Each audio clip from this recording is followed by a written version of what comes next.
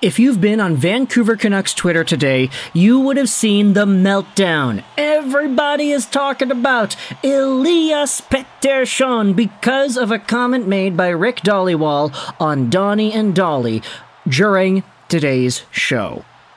This was actually posted on Twitter, and the entire thing is here. The timestamp is at 3:40, but the transcription of what this Donnie and Dolly clip is quite staggering. Take a look at the Taj tweet. The Canucks are not getting any indication from Elias Pettersson that he wants to be here long term. There's frustration there. However, I have no intel that he does want out. Dhaliwal then says on the show, up until now, I always thought EP would re-sign, but I'm not so sure now. And this comment had 600,000 views in a matter of like 4 hours, a whole bunch of replies, a whole bunch of retweets, people saving it, bookmarking it, and the segment itself that is on Donnie and Dolly was also popping off with a whole bunch of engagement. This is a really interesting idea. Because with Elias Pettersson and the contract negotiations being at the forefront, this doesn't really change from all that we had heard at the beginning of the year. No indication that Pettersson wants to sign long-term. Okay, but that doesn't really matter. He said he wanted to wait until the offseason to sign, right? And we'll get into why exactly this entire conversation stirred up a lot of controversy on Canucks Twitter in a few minutes, but we did have the entire thread posted onto the R Canucks sub. I wanted to read some Canucks fan sentiments here, wherein the Dolly quote was posted, hey, there's frustration, I have no intel he wants out. I was always sure that EP would sign, but now I'm not all too sure. It's just funny because he says he wants to win, and we've been sitting at the top all year. It goes against what he is saying, and he wants the bag. I mean, the Vancouver Canucks could also give Pettersson the bag. With how many impending UFAs in the books, the Canucks have a ton of flexibility cap-wise, and remember, they're the only team that can offer an 8-year deal. He will almost certainly receive the highest contract offer in franchise history. So if he chooses to leave, it's clearly for personal reasons and has nothing to do with money or winning. I don't think he wants a long-term contract. Nothing about what he said since he's been here has screamed, I want to sign long-term.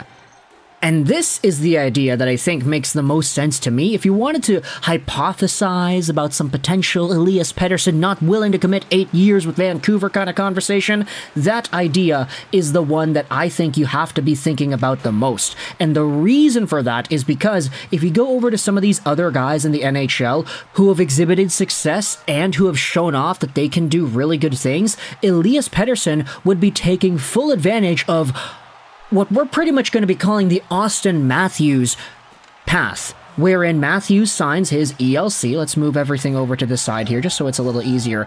He signs his ELC, okay, that's great, and then after his ELC, he signs a short-term bridge deal, 5 years long. Now, for Austin Matthews, he's good enough where if you wanted to give him 8 years, the Maple Leafs would have probably been like, yes, amazing, sign 8 years, please. But he wanted a shorter-term deal, because he knew that by the time 2024-2025 came around, the cap would probably go up, and Matthews himself would probably have a few more 50-goal seasons under his belt. Therefore, if he's making, let's say, $11.6 million for 8 years, by the time 24, 25, 26 rolls around, he's kind of underpaid. He didn't want to go down that Leon Draisaitl path. If we go and check out Leon, we just talked about him in a video earlier today.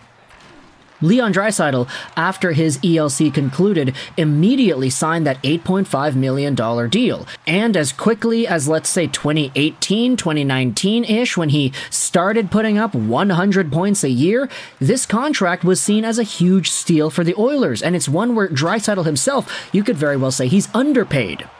Matthews did not want to get that done. He's good enough that he recognizes that he'll be in this league for a long freaking time, that if he's able to get the maximum amount of money per year throughout these shorter-term contracts, that's the most ideal scenario for him, and it's why he signed short-term this entire time.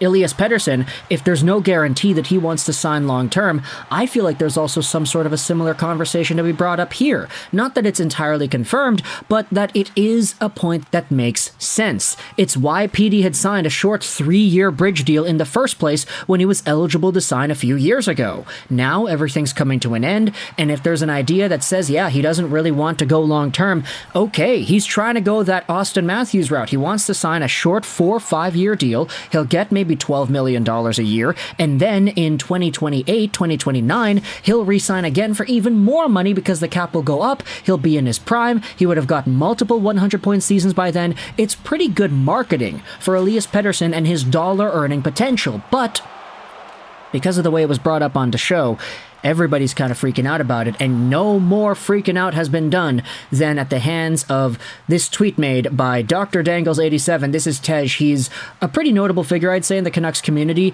and this tweet that he made had a lot of people up in arms. I sent this text in the Donnie and Dolly. They won't read it because they now are stuck defending their poll question. But this summarizes how I feel and how I believe the vast majority of fans feel. Why is it that Alvin can respect Petey's choice, but our media can't? Now, what exactly is Tej referring to in regards to the Donnie and Dolly poll question? Well, if you scroll down over and you look at their poll from earlier this morning before the show, you will find exactly what it is that was talked about that got people pretty upset. Here's our poll question of the day. Who will you blame if the Canucks trade Elias Pettersson? And the majority of fans say that they would blame Pettersson himself and not the team. This idea makes it seem more so like the Pettersson unwillingness to re-sign in Vancouver and maybe getting traded conversation is mostly due to him and not due to the Canucks themselves. It antagonizes PD in a way that I think a lot of fans have sort of started to have this seed growing in the back of their minds. Not because Elias Pettersson is this evil mastermind, he's a supervillain trying to take over the world type of figure. He's not that. He's just a guy that has not signed yet. And now there's uncertainty here. So after this poll was made, you had Tej go out there and say, hey, I dare you to read this text. You guys still don't understand the disconnect with the fans. Nobody knows what Pettersson wants? I'll tell you what he wants. Okay, that's kind of contradictory in my opinion, just saying. He wants what we all want, and that is to win the cup this year. So stop talking about hypotheticals that impact next year when we have the best team in the league right now. You guys clearly do not understand the impact of your reach and influence. This management group has no leaks. National reports have no merit. It's trade deadline season. Be better representatives for your local hockey team and fans. Now that comment was very, judgmental, and there was a lot of people replying to it and clowning on Tej. This tweet got memed a bit as the day went on. But furthermore to Tej's tweets on Twitter, this is what Elliotte Friedman had to say on the same Donnie and Dolly episode. I don't know how much there really is to report on this story at this time on his overall contract situation. I've assumed for some time now that he'll punt it to the summer. We love to talk about the Vancouver Canucks. So, Elliotte Friedman pretty much had his own update that calmed the waters a little bit in regards to this idea of the Canucks not being able to re-sign Pettersson. And furthermore, to calm things down even more, there was this video posted by Hughes for Norris that pretty much goes over Pettersson's comments from After Hours a few weeks ago. For no particular reason at all, here's Pettersson saying he's happy in Vancouver, likes the city and the fans, and would be open to a long-term extension. And the thing is right there. Happy to see John Garrett as well on the program. And I think with that, we could probably finish off this conversation. There are also Canucks fans on the Reddit saying that they're not really concerned whatsoever about the PD contract. But for now, I want you to let me know your thoughts in the comment section below about this new idea that has popped up and taken over Canucks Nation in terms of talking about Elias Pettersson and his future. We're not sure as to whether or not this is going to happen. I'd say, if you want my own personal opinion, just reading the room, kind of scanning, looking at the smoke and seeing if there's fire, I'd say the Canucks signing Pettersson is probably going to happen.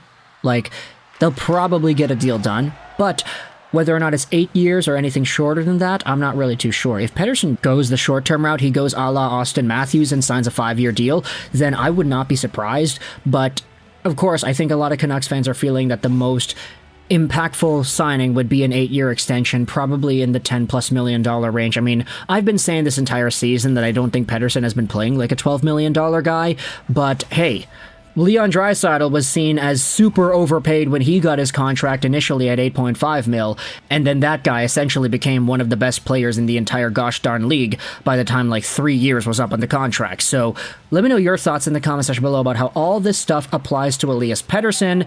What are your thoughts on the media coverage about this entire thing? Because that has been a point of contention the past few days as well. Do you think Elias Pettersson is going to re-sign? Do you think the Canucks are going to trade him? Let me know your thoughts in the comment section below. I hope you enjoyed this video.